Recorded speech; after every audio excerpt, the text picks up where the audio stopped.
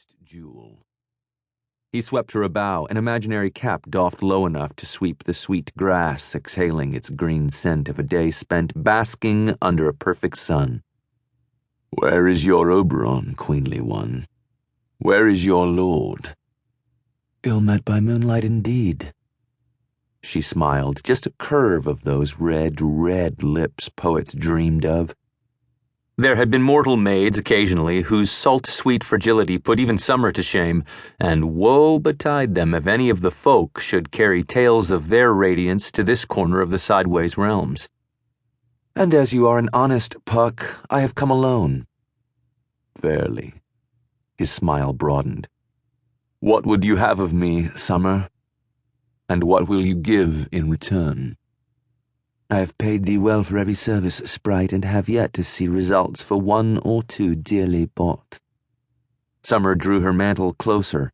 She did not deign to frown, but he thought it likely one or two of her ladies would take her expression as a caution and make themselves scarce. They would be the wisest ones. The favorites, of course, could not afford to risk her noting such a scarcity, and so would stay. "Oh, patience becomes thee indeed, Summer." He capered, enjoying the feel of crushed, sweet grass under his leather-shod feet. A finger snap, a turn, as if it were midsummer and the revels afoot. "As it happens, I bring word from a certain mortal." "Mortal? What is a mortal to me?"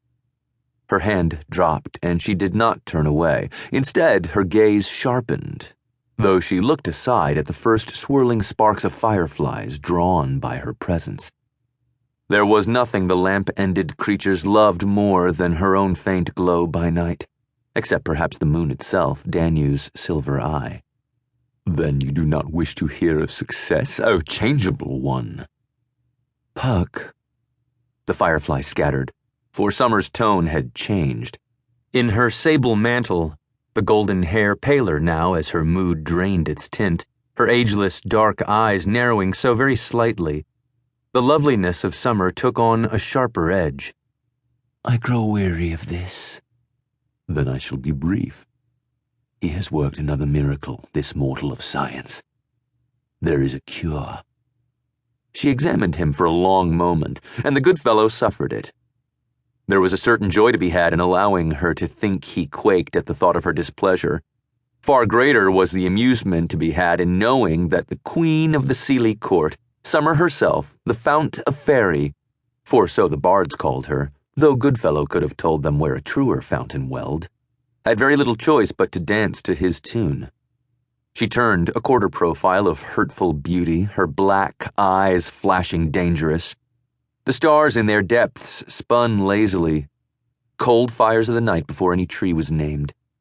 If an ensnared mortal could see her now, Goodfellow thought, he might well drop of the heart shock and leave the trap entire. "And what is the price for this miracle, sprite?" He affected astonishment, capering afresh, hopping to and fro. Under the grass was sere, dry bramble, and it crunched as he landed. "What? I am no mortal tailor to double charge. All you must do is send your own sprite to collect it. The mortal longs for any breath of you. He entreats a word, a look, a sigh." "Does he?" Summer tapped one perfect nail against her lips. There was a rosy tint a mortal might mistake for polish on its sweet curve, and it darkened to the crimson of her smile as her mood shifted again. Changeable as summer, the free she said. Unwinter was far less capricious, of course, but just as dangerous. "Well-a-day." Summer's smile dawned again, and she turned away still further. "Does his miracle perform? He may receive a boon. I shall send him a sprite, dear Goodfellow, and our agreement stands." "My lady?" He cut another bow, but she did not see the sarcastic turn his leer had taken. "You do me much honor." "Oh, aye." A girl's carefree giggle, and she moved away, the grass leaning toward her glow and the fireflies trailing. "I do when the service is well wrought. Farewell, Hob. I'll send him a familiar face since mortals are timid."